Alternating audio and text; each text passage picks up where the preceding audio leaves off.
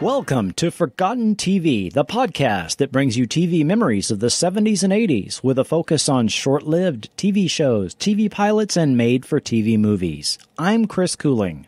In 5th grade at lunchtime on Wednesdays, kids would be talking about this show that was on the prior night.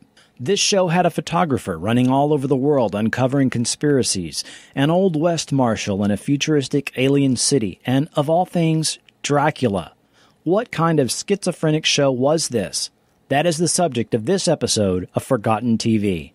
For the last 15 years, I was unable to find any recordings of this show, even checking with people like Ray Glasser, the videoholic on YouTube, some 10 years ago, to no success. Then a couple of months ago, someone finally posted some VCR recordings of this show on YouTube. So today, we are going to discuss the notorious early 1979 NBC mid-season mega failures, Cliffhangers, as well as Supertrain. It's almost impossible to talk about Cliffhangers without some context, which definitely includes a discussion of Supertrain. It was summer of 1978, and NBC had just one top 10 show on its roster, Little House on the Prairie. And worse, only 4 shows altogether performing in the top 30, which included the NBC Monday Night Movie, Project UFO, and Sunday's The Big Event. Deciding it needed new blood, NBC hires Fred Silverman to head the network.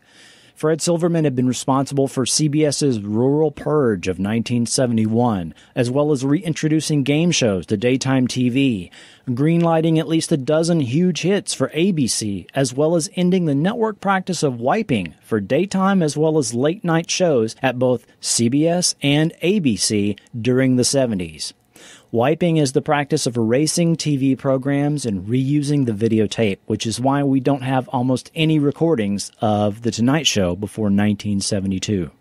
But before Silverman found success at ABC, launching shows like Hill Street Blues, Shogun, Different Strokes, The Facts of Life, and Gimme a Break, there was a rough patch at the beginning. Half of NBC's 1978 primetime shows were canceled by mid-season, due to no fault by Silverman since the fall season was set and well in production when he came on board. Nevertheless, NBC ended the 1978-79 TV season still with only 4 shows in the top 30. Little House on the Prairie, and the NBC Monday Night Movie, which benefited greatly from the Little House lead-in, Chips, and Different Strokes. And his first attempt at fixing the network, the mid-season schedule, in early 1979, was a disaster.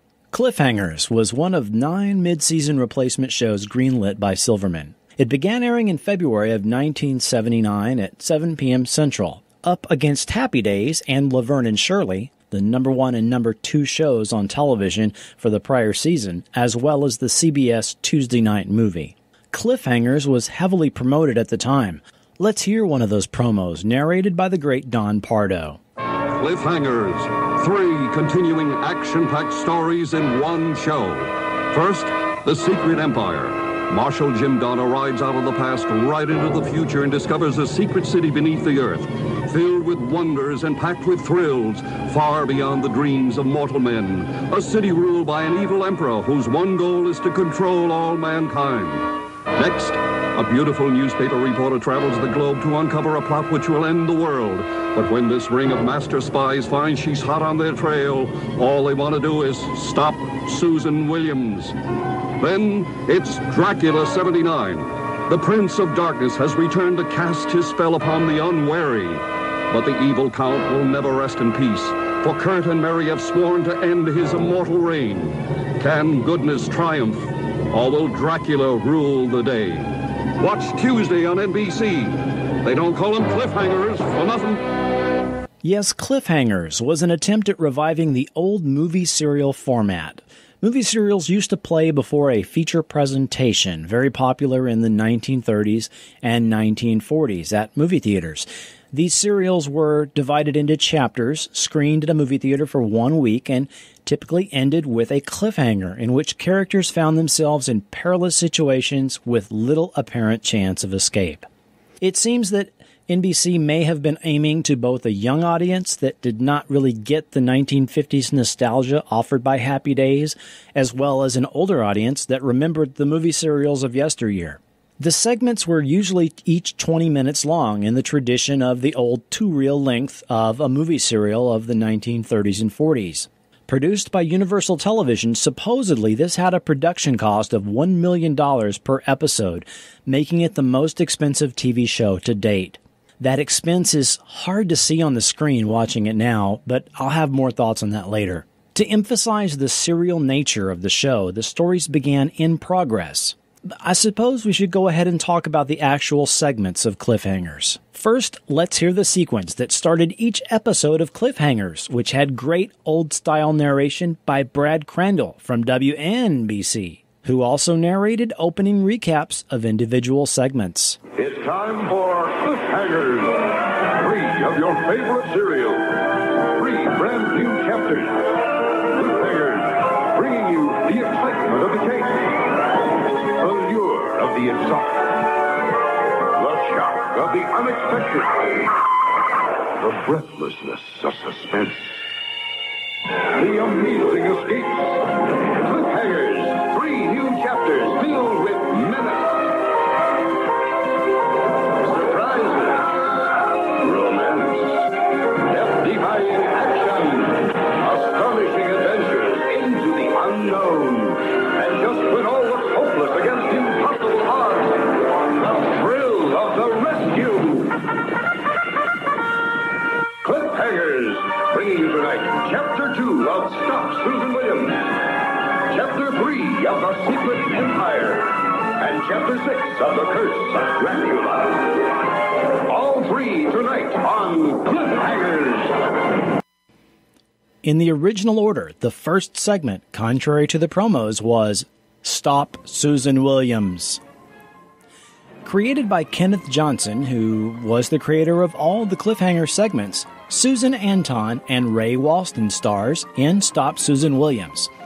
Susan Williams was a news photographer looking into the death of her brother, also a reporter for the same newspaper who had been killed in a hit and run. Although the police ruled his death accidental, Susan was certain it was murder. He had been investigating what he called the biggest story anyone ever uncovered, an international conspiracy to orchestrate an event which would shock the world. Here's a typical opening narration. Believing that her brother was murdered while trying to uncover a shocking news story, photographer Susan Williams searched his New York apartment and discovered an address book containing certain names which may be clues to her brother's death. But someone else was also seeking the address book, forcing Susan to a precarious hiding place.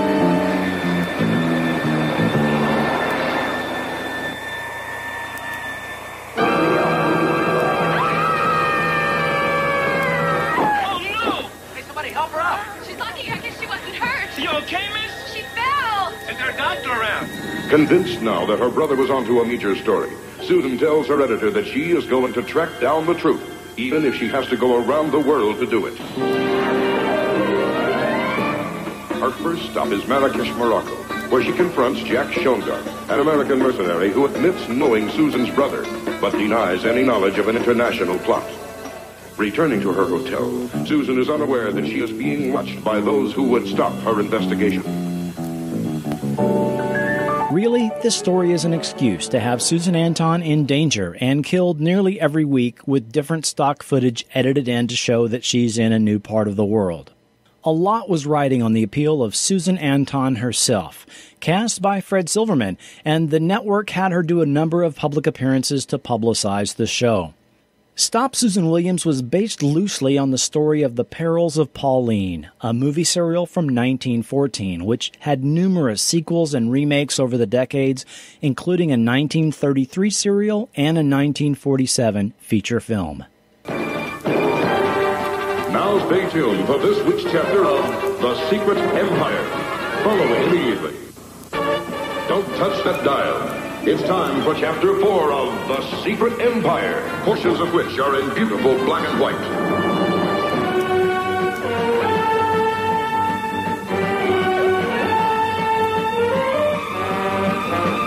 The Secret Empire, starring Jeffrey Scott, Carlene Watkins, Stephanie Kramer, and Mark Leonard. Set in 1880, While chasing a band of gold thieves, the Phantom Riders, Marshal Jim Donner stumbles on a secret underground city populated by aliens known as Chimera. The city is on the brink of civil war as Emperor Thorval, played by Mark Leonard, is experiencing a rebellion of citizens beginning to resist his Compliatron. Let's hear one of those great opening narrations. In Wyoming of 1880, several gold shipments destined for the Denver Mint had been stolen by a mysterious group of Phantom Riders. U.S. Marshal Jim Donner was investigating the thefts when he was led into an ambush. He escaped and took with him a strange key belonging to the Riders. Jim was pursued to the very brink of disaster.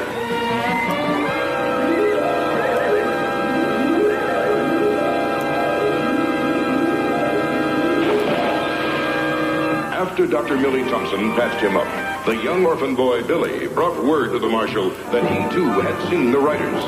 Once inside the cave, however, the mystery continued to deepen. Jim found himself descending into the unknown, while Billy became trapped in the cave. Jim had discovered the secret empire, miles below the surface of the earth, a world of the future, ruled by a dictator who governs his people with an iron fist, suppressing all who resist. Marshal Donner learns that the Emperor plans to extend his reign to the surface. But before Jim can take any action, he is pursued by the Emperor's shadow guards.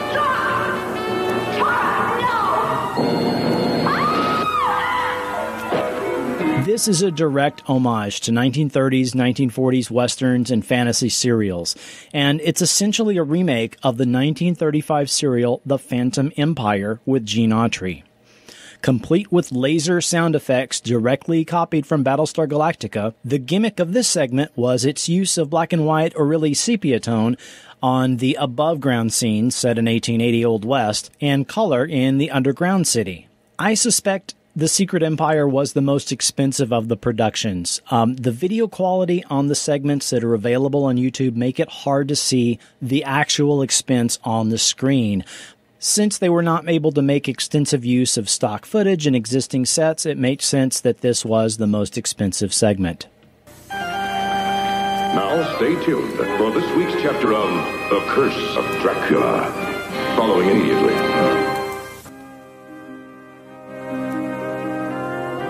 The Curse of Dracula, starring Michael Nouri, Stephen Johnson, and Carol Baxter. In modern-day 1979 San Francisco, 512-year-old Dracula is undead and well, and teaching European history at Knight College. He had brought 20 coffins filled with Transylvanian soil with him to the United States and had hidden them throughout the area. He is pursued by Kurt von Helsing, a descendant of the original Von Helsing, and his partner Mary Gibbons, whose mother had been killed by Dracula years before. As we enter the story, the pair are destroying the 13th coffin as they face Dracula, ready to stop them. Unlike the other segments, this segment typically starts with Dracula himself giving us a voiceover narration. I have had to survive numerous adversaries over the years, but none have proven more tenacious than Kurt von Helsing and Mary Gibbons. Together, they have destroyed 13 of the 20 coffins which I have placed at strategic locations around the city of San Francisco. The most recent loss being my coffin in Marin County. I allowed them to defile my sacred earth of Transylvania because I felt that I had finally trapped them.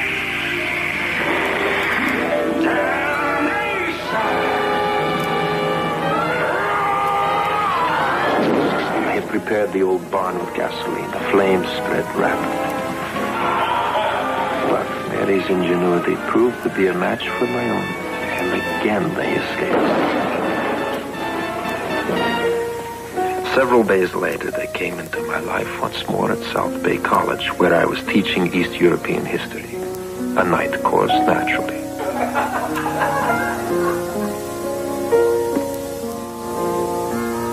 When I recognized Mary in my class, I was surprised to feel a certain pleasure within myself.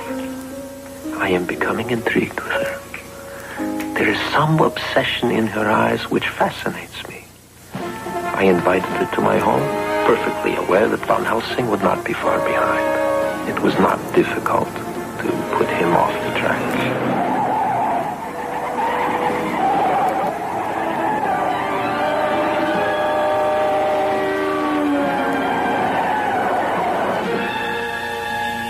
desire to possess Mary is growing within me. Soon she shall be mine. Arguably, this was the best and most popular of the segments. In fact, by the third episode, Dracula was moved from the third segment to the first so that the episode could lead with its strongest story, which involved gothic romantic horror and a somewhat sympathetic portrayal of Dracula. Although it included a couple of humorous scenes throughout the episodes, one of which where Dracula got pulled over and asked for his driver's license and he had a funny exchange with the police officer, the lack of the announcer at the beginning of the segments makes the Dracula segment seem less campy and appear more serious in tone than the other two stories. And Dracula was the only segment that actually completed its storyline during the short run of the show. It's extremely hard to fathom that this show cost as much to produce in 1978 as Star Trek The Next Generation cost a decade later. Due to extensive chapter recaps and a long tease for the following week, at most, each segment had 12 minutes of new footage. Stop Susan Williams seemed to make use of a lot of stock footage. Dracula could be easily shot on location. The costs must have been mostly associated with having to have 3 separate production crews for each episode. The cliffhangers themselves were often tired and contrived. For example, a hero is shown experiencing a car crash, then in the next chapter, he was shown jumping out of the door at the last minute. Or the hero is attacked by a menacing creature at the end of a chapter, and then at the beginning of the next, oh, that's my pet, he's really quite harmless. It was a storytelling format that was several decades out of its time. Cliffhangers was not the hit Fred Silverman was hoping for. It aired for a total of 10 episodes before being pulled from the schedule, with the last episode airing May 1st of 1979. As a result, Dracula was the only segment that completed its storyline. Stop Susan Williams and The Secret Empire remained unresolved. Even though an 11th episode was produced, it was never aired by NBC. The segments Stop Susan Williams and The Curse of Dracula were repackaged and re-edited as TV movies and enjoyed later airings. Stop Susan Williams was edited into a 91-minute movie, The Girl Who Saved the World. The Curse of Dracula was re-edited into a syndicated TV movie, The World of Dracula, sometimes titled The Loves of Dracula, and aired in the late 90s on the Sci-Fi Channel, as well as on TV horror host Svengoolie's show. But The Secret Empire was never seen again. No official release has ever been made or is even likely due to how obscure and short-lived this show was. Any DVDs you find for sale on eBay or those gray market DVD sites are bootleg copies of home recordings and not official releases. Most but not all of the episodes can be found on YouTube. A couple, though, have no audio, and the video quality is not very good. They appear to be EP recordings and are possibly second-generation copies. This is NBC.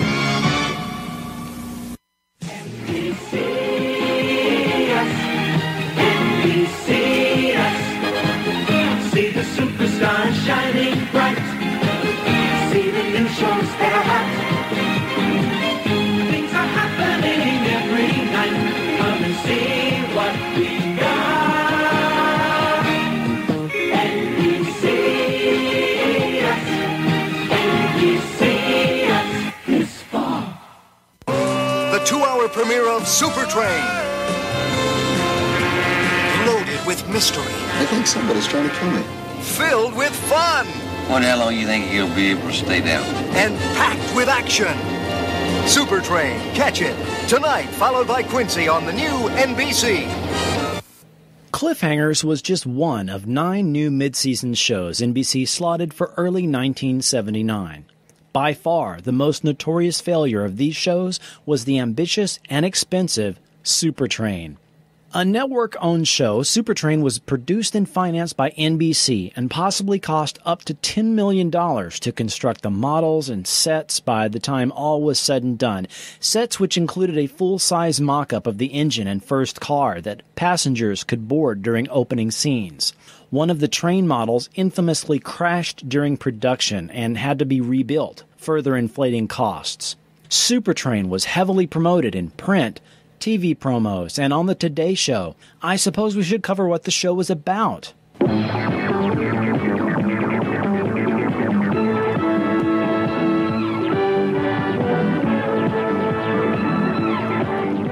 Supertrain, which has the most 70s logo that ever existed, is a nuclear-powered, double-decker, double-wide bullet train equipped with cruise ship amenities, like a theater lounge, gift shop, disco, and swimming pool.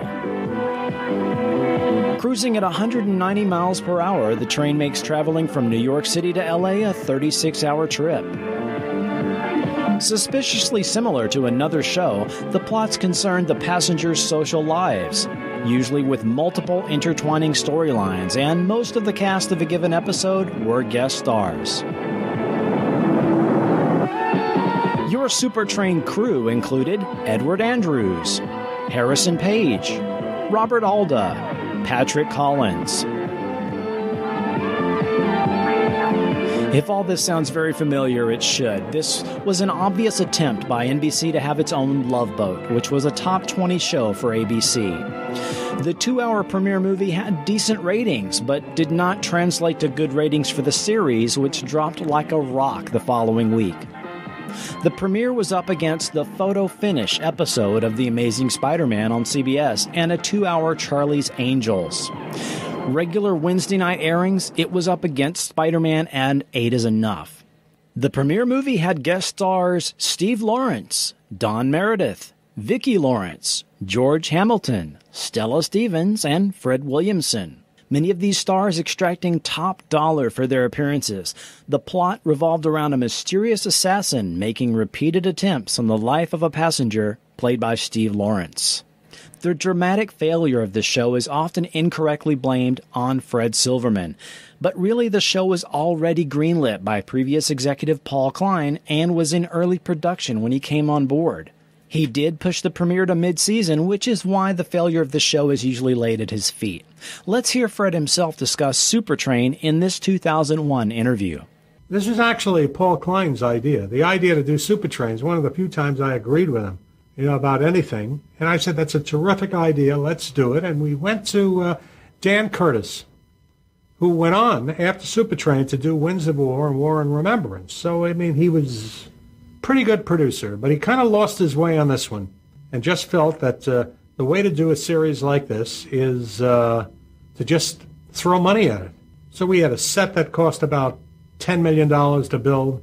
You could have built a railroad station for what they did at MGM. It just was a great idea that was terribly executed.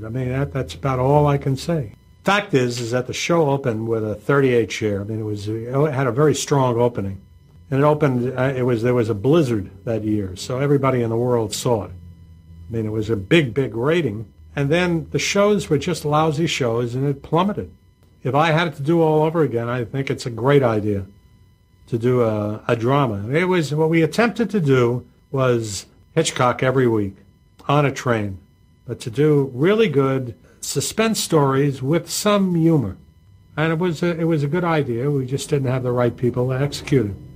The 3 Mile Island accident of March 28, 1979 probably didn't help public perception of a show about an atomic-powered train. Also, unlike The Love Boat, which had a very predictable, familiar, formulaic format, it was unclear what this show was supposed to be. A serious thriller? A lighthearted thriller? The premiere movie had an uncomfortable storyline involving domestic abuse, and it did not tonally match the rest of the plot. After 5 episodes, the show was pulled from the schedule for a few weeks and it was retooled. They cut several cast members and tried to make it even more similar to The Love Boat, with the final episode that aired even adding a laugh track just like The Love Boat. There were actually 3 versions of the opening theme song, each more disco than the last.